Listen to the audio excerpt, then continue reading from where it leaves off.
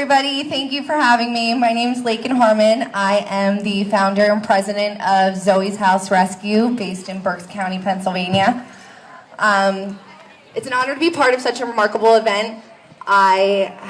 It touches my heart. I have family that are cancer survivors, and I have also extended my family in my everyday work to people that are cancer survivors. So thank you very much for having me. Zoe's House started about 1.5 years ago. I started it based on the fact that I actually rescued a dog named Zoe. I rescued Zoe 6 years ago out of Pittsburgh, Pennsylvania. And when I moved to Pittsburgh, I knew nobody, knew nothing, and I tell everybody she truly rescued me. What the dog gave me, I wanted to be able to in turn give to other people. So I lost Zoe, unfortunately, in November of 2010. And I tell people she always took a piece of me with her. But I figured what better thing to do as a thank you for what she had given me than to continue the legacy of rescue and to do it under her name. Zoe's House is a network of foster homes. We are all volunteers. We dedicate our homes, our hearts, and our time to rescuing animals that are in high-kill shelters or owners in the community that can no longer care for them. We take in abused, abandoned, neglected animals. We get them veterinary treatment, we rehabilitate them, and then we put them into their forever homes. We are an all-breed rescue. We are not breed-specific, but we also see the need to save Dobermans, Rottweilers, and Pitbulls to be ever-growing. So we have focused on saving these majestic and strong breeds. It's funny because when I say Pitbull, I get a bunch of different responses. People's eyes usually get real big, and I get one of two things. Either they're the best dogs in the world, or aren't those fighting dogs? Aren't they nasty? Aren't they aggressive? And I just wanted to talk a little bit about that because it is a predominant breed that are in the shelters in this area. So I ask all of you, does anybody know what a pit bull is?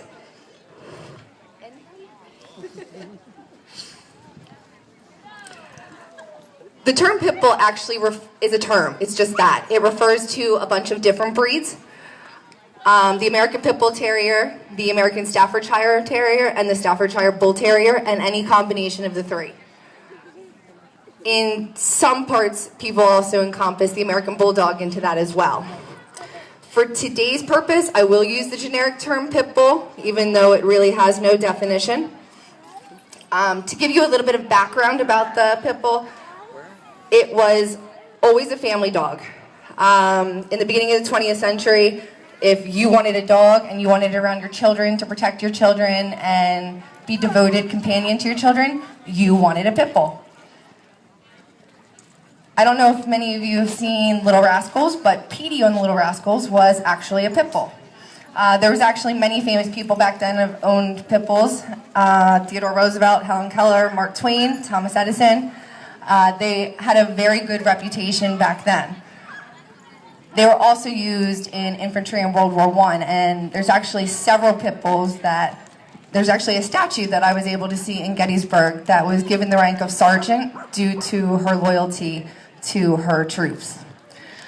So the thing that really is bothersome, especially to us as pit bull owners, is how did they become so maligned and misunderstood? And most of us that are advocates of the breed will tell you that the media has done that. The media has done it to numerous breeds from the 70s to the 90s. They have done it to the Doberman, they did it to the Rottweiler, they did it to the German Shepherd, and that brings us to the Pit Bull. People will call, I get calls on a weekly basis, that they don't have a breed in mind, they don't have a dog in mind, they just want the right fit for their family. On the tail end of that, they'll say, but I don't want anything pit or pit mix. So I take that as an opportunity to educate people.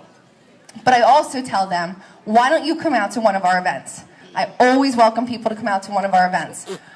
Every single one of our events, we have a ton of children volunteers. They range from my son, who's 4, up until teenagers.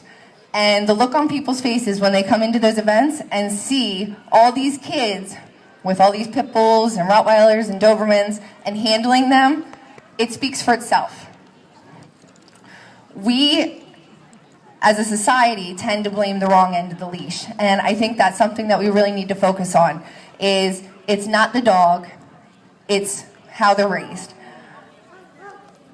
People with bad intentions tend to gravitate towards these breeds because they are so strong, so loyal, so intelligent.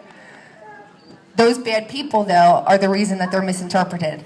They're also the reason for BSL, which is becoming and popping up all over the country. BSL stands for breed-specific legislation. And sadly enough, what that means is if you own a pit bull, or even a dog that looks like a pit bull, they will give you X amount of time to euthanize the dog or get it out of the area. This is very sad for a breed that is so loyal and so dedicated to their owners. A lot of people say, though, that their temperaments are unstable. And what I find interesting about that is there's a society, it's the American Temperament Testing Association. They test thousands of dogs on a yearly basis. The American Pit Bull Terrier actually has an 85.3% passing rate, where an all-dog average is 81.9%. The American Pit Bull Terrier takes second only to the Golden Retriever. I have personally adopted many of them to people in all kinds of situations. People with children, people with newborns, people fighting battles. And I have never been unsure, I've never been uneasy. I even let my 4-year-old son around all of the foster dogs that come into our home. I actually just got an update last week from a woman that I didn't know it at the time, but she was a younger woman and she adopted one of our pit bulls. What I had come to find out was she adopted him because she had hit her remission date of her breast cancer, and he goes along with her to all of her events, all of her sponsoring things, and has been absolute companion for her. I also have a woman that just adopted a second dog from us, and her first one actually found the breast cancer in her. There's a lot of myths associated with the breed. The most popular myth is that their jaws lock. No breed of dog out there's jaws lock. So it's just not physiologically possible. Another common one I get is, will pit bulls turn on their owners? Dogs don't just get aggressive for no reason. There could be a myriad of reasons behind that, but they don't do it just because. It could be improper handling, lack of socialization, training, illness, but they don't just turn on their owners. I actually had the opportunity to meet some of the Michael Vick dogs, and that was heart-wrenching to see what those dogs had went through. They had seen the absolute worst in people, and one in particular, his name is Johnny Justice. He actually teaches children how to read now. I took one in to our rescue a few months back, and when I got her, she had a shattered leg, broken ribs, she was blind from head trauma, and her ear was about to explode. This is a dog that had seen the absolute worst in people. I had come to find out later that she was hung in the basement and she was beaten with a nightstick until she was lifeless. And I really wasn't sure what this little pit bull was gonna be like. The day I brought her to my house, we got her emergency treatment, and she just was desperate for any kind of love or attention. And she actually lives in a home now with, she was adopted a month ago, and she lives in an amazing family with children and knows what the good life is now. No dogs are born aggressive. You have from submissive to dominant when they're born. I've whelped a few different litters in rescue, and each puppy has its own little personality, but it's all how they're brought up and the kind of training and whatnot behind it. So I did want to say that there's a few little did you knows that I had stumbled across that I just think are really eye-opening. Did you know you're 16 times more likely to drown in a 5-gallon water bucket than you are to get killed by a pit bull? You are 60 times more likely to be killed by a coconut than to be killed by a pit bull. And you're 151 times more likely to be killed by your bathtub than you are by a pit bull.